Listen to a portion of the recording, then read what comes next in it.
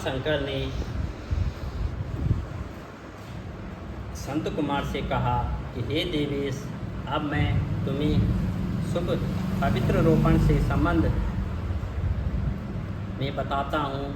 पहले सप्तमी के दिन आदिवासन तथा अष्टमी के दिन पवित्र रोपण करना चाहिए। जो जीव पवित्रता बनवाता है उसके पुण्य का फल कहता है कि हे प्रिया, यह एक महाव्रतदान तथा तीर्थ विवेचन का फल प्राप्त कर देता है। इसमें कोई संशय नहीं है, क्योंकि सर्वगाता शिव तथा शिवा सब में निवास करती है तथा अनातो अति दुख पीड़ा और यदाई होती है। ना उसे शत्रु का भय होता है और ना ही उसे ग्रह पीड़ा सताती है। ये विप्र नर तथा राजाओं के पुण्य की वृद्धि करने वाला इनसे बढ़कर दूसरा कोई साधन नहीं है। हे संत कुमार, मैं तुम्हारे प्रेम के कारण इस सौभाग्ययोदक साधक का प्रसारण कर रहा हूँ।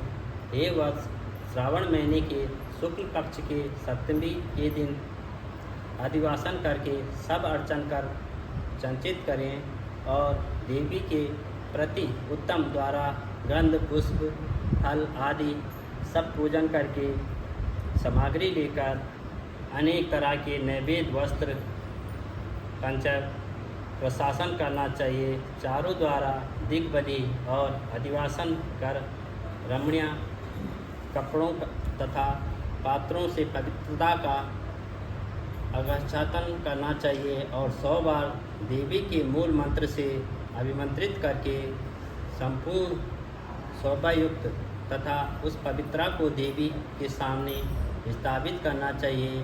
देवी के लिए एक सुंदर मंडप बनाकर रात को जागना चाहिए। उसके सामने कीर्तन गायक और शुक्ल विधि गणों द्वारा नृत्य विद्या विसावत वाद गीत इत्यादि का आयोजन करना चाहिए और अगले दिन प्रातःकाल स्नान करके दिशाओं में बलि देनी चाहिए। यदि देवी का अर्चन करने के बाद स्त्रियों तथा द्विजों को भोजन कराना चाहिए तथा दक्षिणा देनी चाहिए। हे संत कुमार, यथाशक्ति नियमों का पालन कर राजा को स्त्री जुआ शिकार और मांस का बड़ी दृढ़ता से सब त्याग करना चाहिए और द्विज तथा आचार्य को स्वाध्याय का वैश्य से खेती और व्यापार का कार्य 5-7 दिन तक बिल्कुल नहीं करना चाहिए। ऐसा ना कर सके तो केवल 3 या 1 या आधा दिन का कारोबार बंद करके केवल देवी के ध्यान को मन में लगाना चाहिए। जो ज्ञानी सविधि पवित्र रोपण नहीं करता है, हे वत्स, उसको पूरे वर्ष भर अर्चन निष्फल जाता है। अतः मनुष्य को भक्ति द्वारा देवी परायण होकर प्रतिवर्ष शुभ पवित्र रोपण करना चाहिए। कर्क तथा सिंह का सूर्य हो जाने पर श्रवण मास की शुक्ल पक्ष की अष्टमी के दिन देवी के लिए पवित्र रोपण करना चाहिए।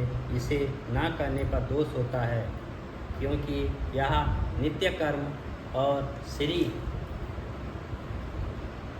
संत कुमार से अपवित्र रोपण का निर्माण कर विधि और विधान से करना चाहिए।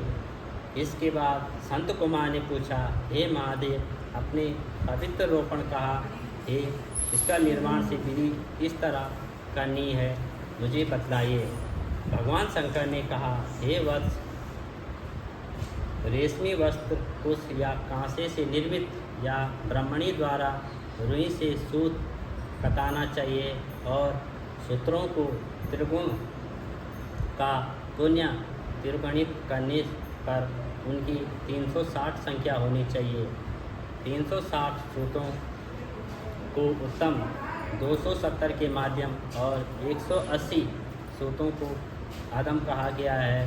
100 ग्रंथियों का उत्तम, 50 ग्रंथियों का माध्यम तथा 16 ग्रंथियों की पवित्रता कनिष्ठ होता है और यह 6 3, 4, 2, 12, 24, 8 ग्रंथि का कनिष्ठ पवित्रा होता है। देवी प्रतिमा की नाभि तक सीमित पवित्रता कनिष्ठ जान तक, मध्य तथा जानू के कंठ पवित्रता उत्तम होती है। उस पवित्रता की सब गांठों से रंगना चाहिए और सर्वतोभद्र वेदी तथा देवी का अर्चन करके देवी के सामने कलश या बांस पत्र से पवित्र रखनी चाहिए। 3 सूत्रों से ब्रह्मा, विष्णु और शंकर का आगमन करना चाहिए और 9 सूत्रों में ओमकार, सोम, वाहिनी, नाग, चंद्र, रवि, ईश और विश्वदेव का आह्वान कर पूर्व स्थापन करना चाहिए। अब मैं ग्रंथियों में देवी और स्थापन की विधि कहूँगा, तनिक ध्यानपूर्वक सुने। क्रिया: पौरुषी, वीरा, विजया, अपराजिता, मनोन्मयी, जया, भद्रा, मुक्ति और ईशा इन नामों से आदि के प्रणम लगाकर ग्रंथि संख्या के अनुसार आवृत्ति करके आवन तथा चंदन आदि से अर्चन करना चाहिए और धूप देकर प्रणम द्वारा अभिमंत्रित करना चाहिए और देवी को पवित्र रूपण का विधान मैं तुमसे कहूँगा। जिन दूसरे देवों की प्रतिपदा आदि तिथियों में से पवित्र रोपण करना चाहिए, उन देवों में मैं तुमसे कहता हूँ कि धनंद, श्री, गौरी, गणेश, चंद्रमा, गुरुजन, भास्कर, चंडिका, अम्बा, वासुकी, ऋषि, चक्रपाणि, अनंत, शिव, ब्रह्मा और पितृ इन देवों को प्रतिपदा आदि तिथि को अर्चन करना चाहिए। यह पवित्र रोपण प्रधान देवों का है। उन अंगों देवों को 3 तार वाला समर्पण करना चाहिए। भगवान शंकर ने कहा, हे संत कुमार, सावन मास में दोनों पक्ष की नवमी के दिन जो विधान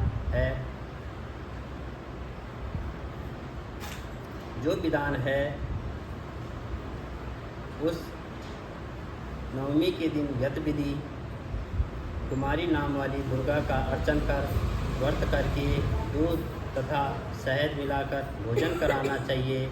या दोनों पक्षों की नवमी के उपवास करके कुमारी नाम वाली चंडिका का निरंतर पूजन करना चाहिए तथा चांदी की प्रतिमा बनाकर उसमें भक्ति द्वारा दुर्गा पापनाशिनी का कनेर के फल, फूल तथा गंध, अगर चंदन, दशांग, धूप और लड्डू द्वारा पूजन करना चाहिए। कुमारी को भोजन करवाकर भक्ति से ब्राह्मण और ब्राह्मणियों को भोजन कराना चाहिए। फिर मौन होकर बेलपत्र भोजन कराना चाहिए और मनुष्य उत्तम भक्ति द्वारा दुर्गा की पूजा करते हैं और जहाँ निवास करते हैं उसे परमोतक लोग हो जाते हैं। हे विपेंद्र, मैं तुम्हें यह नवमी का विधान कहा गया है। यह प्राणियों को सब पापों को नष्ट करने वाला तथा पुत्र पौत्र आदि की वृद्धि करने वाला, सब संपत्तियों की देने वाला और अंत में सद्गति देने वाला, सदा शिव की संपत्तियों को देने वाला सदा शिव की आराधना करता हूँ। गो शंकर भगवान की जय। काशी